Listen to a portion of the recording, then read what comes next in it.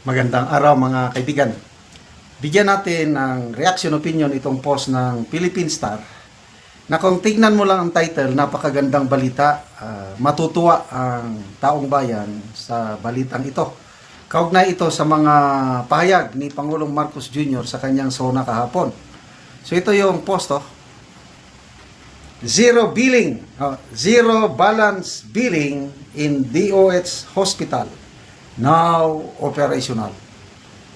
So, sa pagbasa pa lang, kita, wow.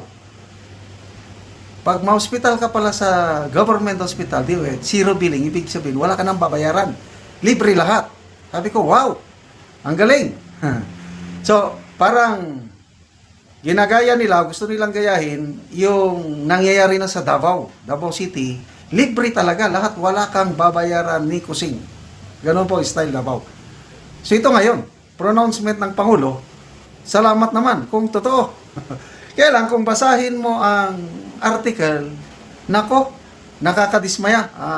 Ibasa ko lang at intindihin natin para hindi tayo madismaya.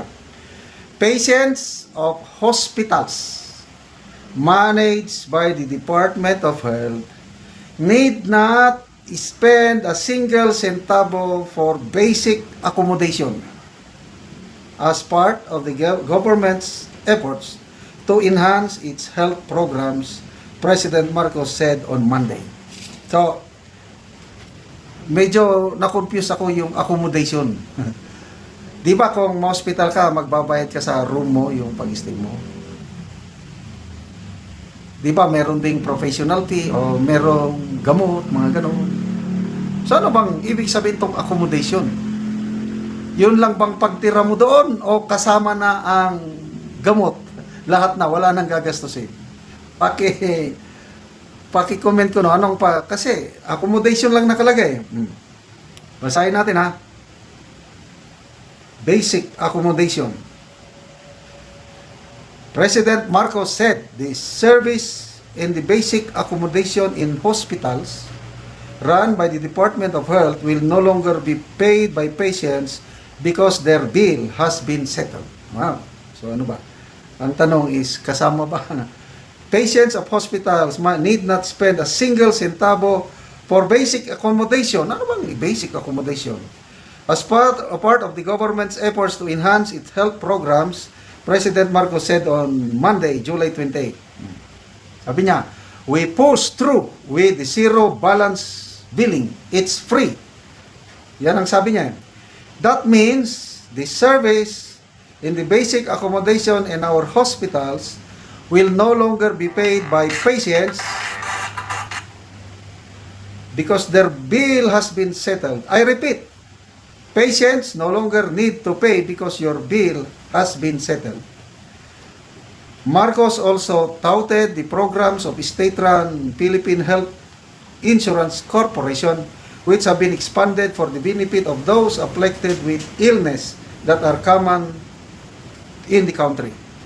He said PhilHealth now covers open heart surgery as well as heart valve repair and replacement. Sabi niya, we also have a cancer assistance fund for the treatment of our cancer patients. We also have funds for human papilloma virus that causes many kinds of cancer. Puros pagbibida.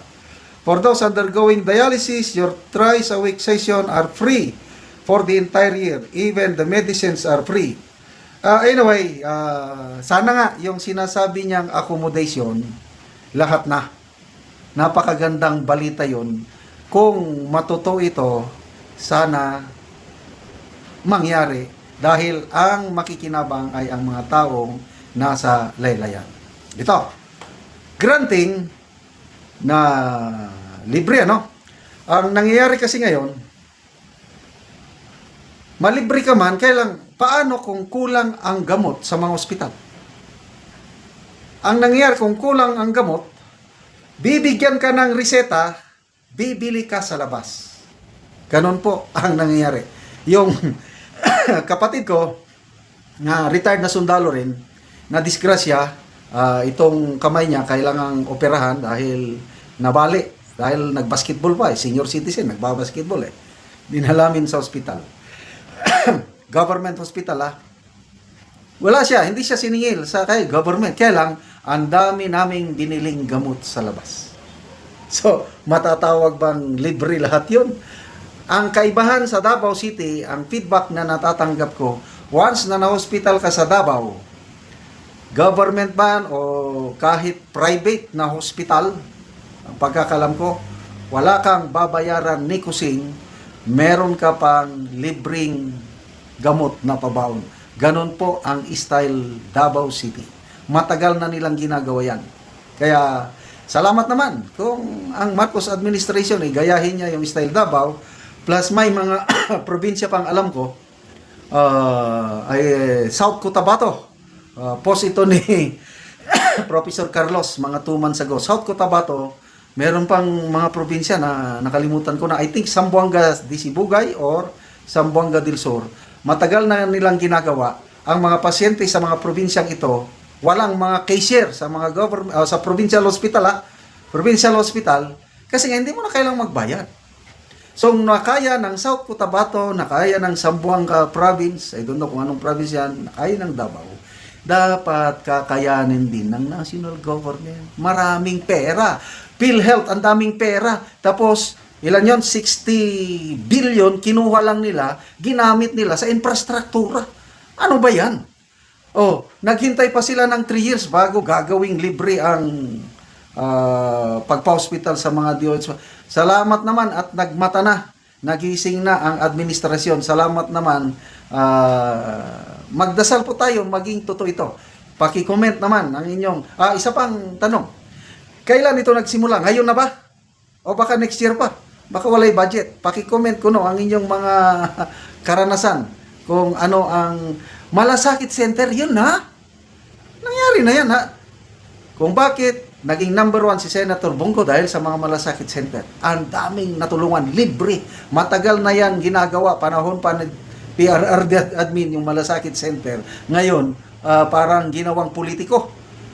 Hindi na katulad noon. Kailangan mo pang kumuha ng endorsement galing sa mga congressman bago ka matulungan sa malasakit center. Ano ba yan? Gawin nyo ng totoo. Huwag na yung mga politiko. Okay? So, good luck sa hangaring ito ng Pangulong Marcos na maging libre ang pagpa-hospital sa mga DOH hospital at sana maging totoo. Okay, salamat mga kaibigan sa inyong pagsubaybay sa ating channel.